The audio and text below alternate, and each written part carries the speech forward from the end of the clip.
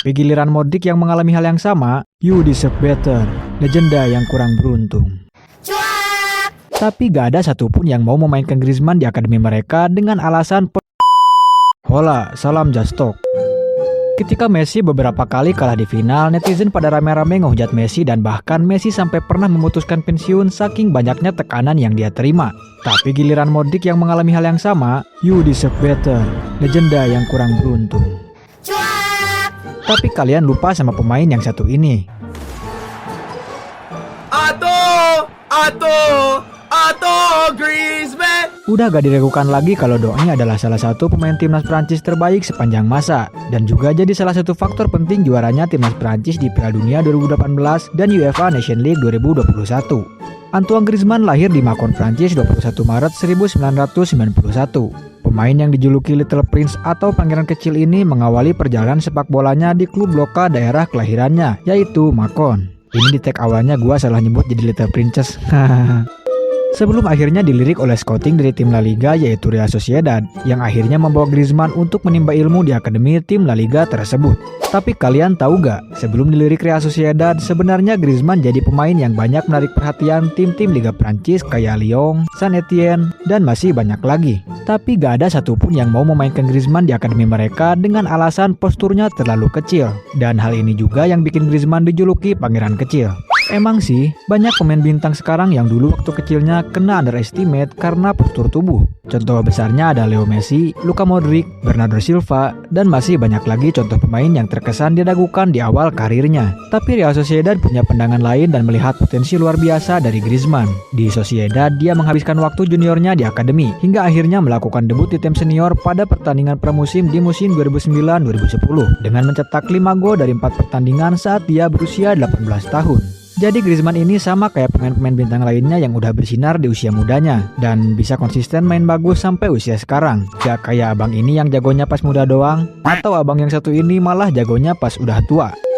Penampilannya di pramusim sukses memukau pelatih Real Sociedad saat itu, Martin Lasarte, dan disusul dengan cederanya sayap kiri pemain inti membuat Lasarte langsung memasang dia sebagai pemain reguler. Nah, emang salah satu privilege seorang pemain bisa sukses itu ya gini, di balik pemain yang bersinar pasti ada pemain intinya yang cedera. Soalnya gak jarang juga banyak pemain muda berbakat yang justru gagal bersinar karena kalah saing sama seniornya di tim. Di musim pertamanya dengan Real Sociedad, dia bermain sangat bagus dan langsung membawa Real Sociedad promosi ke La Liga. Jadi sebelumnya Real Sociedad itu main di Segunda Division atau di Liga 2-nya Spanyol. Lalu pada 8 April 2010 dia pun menandatangani kontrak profesional bersama Real Sociedad berdurasi 5 tahun dengan klausul rilis sebesar 30 juta euro.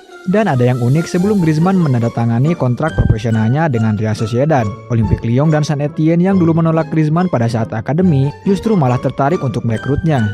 Hahaha, sekarang lo nyesel kan? Griezmann melakukan debutnya di La Liga pada 29 Agustus 2010.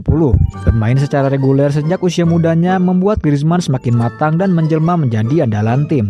Permainan apiknya yang konsisten dari musim ke musim di Real Sociedad mencapai puncaknya pada musim 2012-2013, di mana dia sukses membawa Sociedad untuk lolos ke Champions League setelah finish di peringkat keempat La Liga. Dan sekarang juga Sociedad kembali masuk ke zona Liga Champions dan peran Griezmann dulu sekarang digantikan Takefusa Kubo.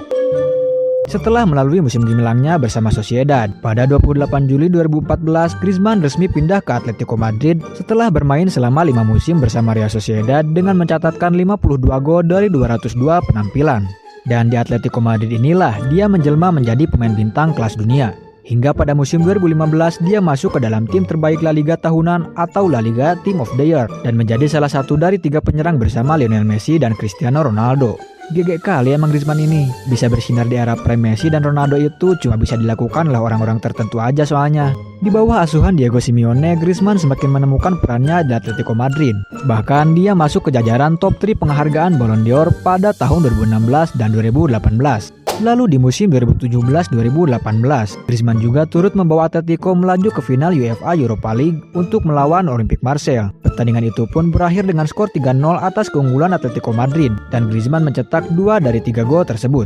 Dan dengan kemenangan ini Griezmann sukses memberikan gelar ketiga Europa League untuk Atletico. Dan yang uniknya di laga itu dia main di stadion milik Lyon yang dulu nolak dia waktu kecil dan main lawan Marseille yang merupakan rival Lyon.